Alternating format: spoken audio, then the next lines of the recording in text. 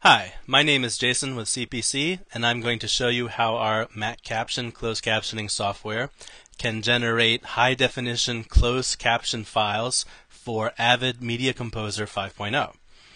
So this software here is our MacCaption software, and I've already prepared a closed caption project by bringing in the text, setting up the times, aligning it to my video, etc. For more information about that, please see our other video tutorials. Now I'm ready to actually do the export for Avid Media Composer 5.0.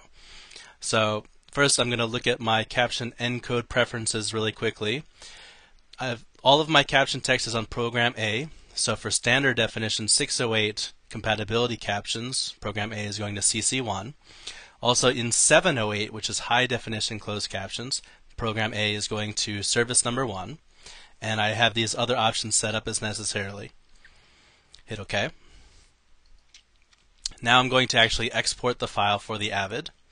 I go to File, Export, HD, and select this Avid Advanced Authoring Format .aaf export. MacCaption will bring up a window. You can name your file. By the way, if your project, like let's say your first caption starts at 1 hour, the project starts at 1 hour, you might want to set this box so that your resulting caption file also starts at 1 hour instead of having an hour of nothingness before the captions start. In my case, I actually want this to start at 0, so that's fine. And go ahead, enter your file name and location and save it.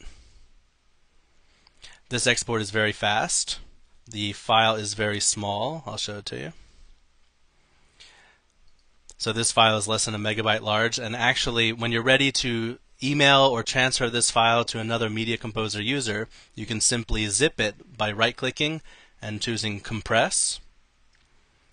That will make a zip file that's much smaller and very easy to email, even for like a 2-hour caption project.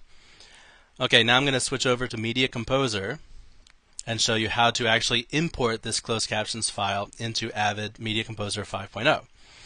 So first I'm going to bring that AAF file into our bin by going to Import, select the AAF file. Very quick to import. I'm going to bring this AAF file over to my source monitor, and there's no video or audio in this file. It only contains closed captions, so you're not really going to see anything here. You're also not going to see the closed captions inside of Media Composer, but the other thing you have to do is make sure that your sequence has a D track.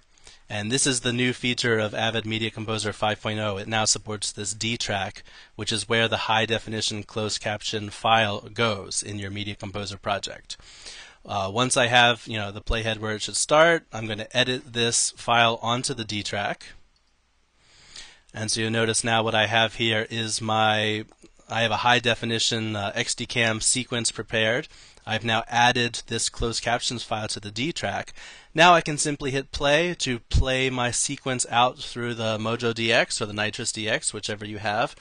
That will play the high definition closed captions through the HD SDI output to your deck or your other device. Also, maybe if you're not going to a HD SDI based deck or other equipment, another option is to go to Output, Export to Device, and Export to XDCAM. If you are connected to a Sony XDCAM drive or deck, this will allow you to export an MXF file.